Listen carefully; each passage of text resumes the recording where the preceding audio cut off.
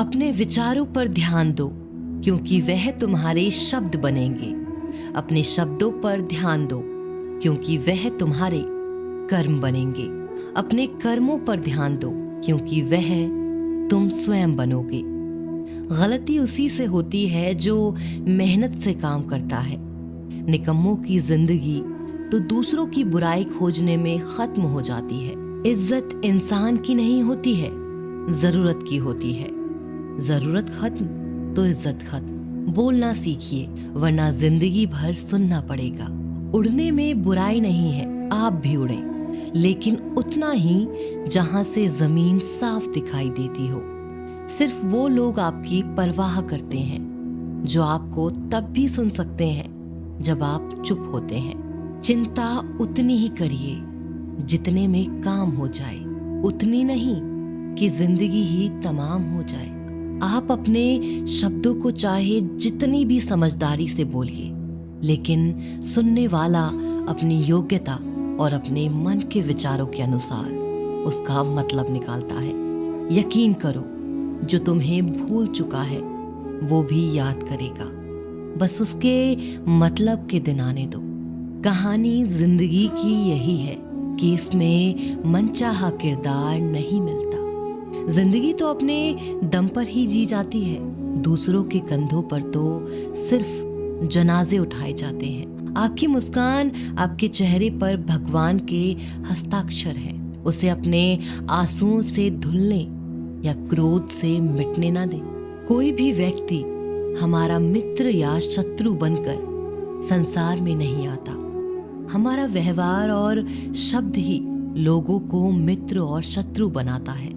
जो व्यक्ति हर वक्त दुख का रोना रोता है, उसके द्वार पर खड़ा सुख बाहर से ही लौट जाता है। जिसके पास उम्मीद और आस है, वो जिंदगी के हर इम्तिहान में पास है। हर कोई अपना नहीं होता, और यही सच है।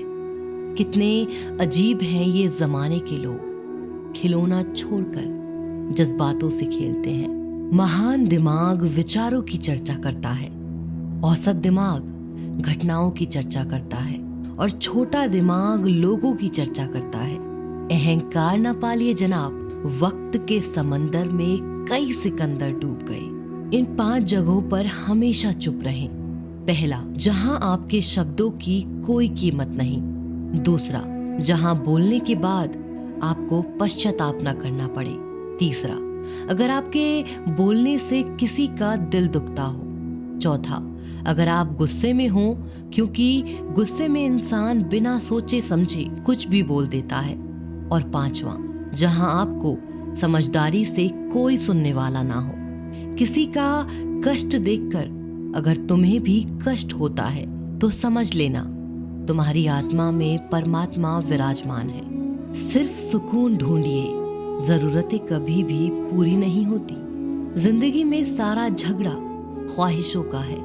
ना तो किसी को गम चाहिए और ना किसी को कम चाहिए। जिसके इरादे हमेशा साफ होते हैं, कई बार लोग उसके ही खिलाफ होते हैं। जो तुमसे तंग आ जाए उसे छोड़ दो, क्योंकि बोझ बन जाने से याद बनना बेहतर है। झूठ की खरीदारी ज्यादा दिन तक नहीं टिकती। सच एक ही सही अंत तक साथ देता है।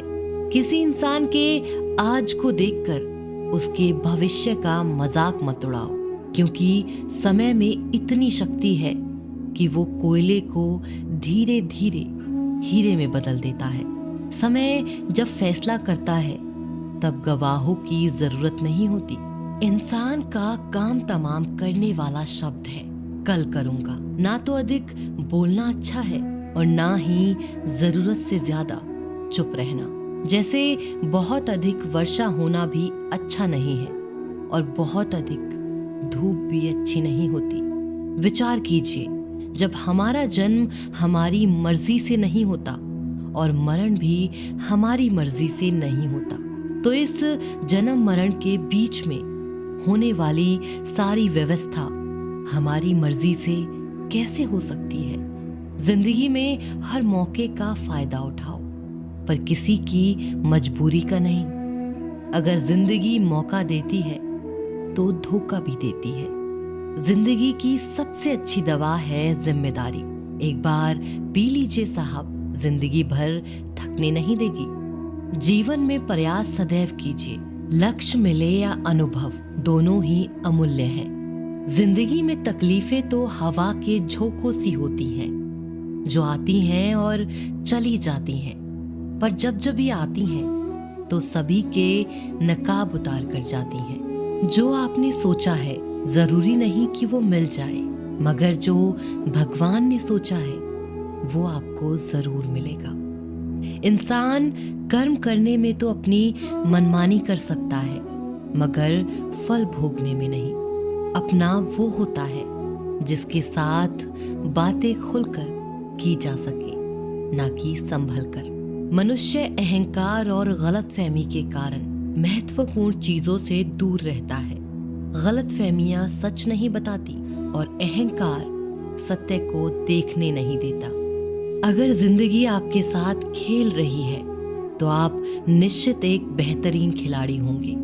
जिंदगी का काम है ठोकर मारना, बिखरना है या निखरना है, ये तो आप पर निर्भर करता है। आज तुम्हारे जीवन में कितनी मुसीबतें हैं, इससे कोई फर्क नहीं पड़ता। फर्क पड़ता है तो बस इस बात से कि तुम उसका सामना कैसे करते हो। मनुष्य को इस संसार में जो भी मिला है उसमें उसको खुश रहना चाहिए। जो नहीं मिला उसके लिए दुख नहीं मनाना चाहिए। इंसान ने जितना उसके लिए सोचा है, भगवान ने उसके लिए उससे ज्यादा सोच कर रखा है। इसीलिए कभी भी किसी चीज के बारे में चिंता मत करो। प्रभु श्री राम ने घर में विरोध सहा है, कान्हा ने भी समाज में बहुत सहा है। यह आपके साथ भी होगा, पर अगर इससे आप ऊपर उठोगे तो ही कुछ नाम बनेगा। दूसरों पर निर्भर रहने वाले लोग कभी खुश नहीं रह पाते। इसीलिए इस लायक बनिए कि आपकी इच्छाओं को आप स्वयं पूरा कर सके। एक गांव में आग लग गई। आग बढ़ती जा रही थी और गांव वाले अपनी जान बचाने हेतु इधर उधर भाग रहे थे।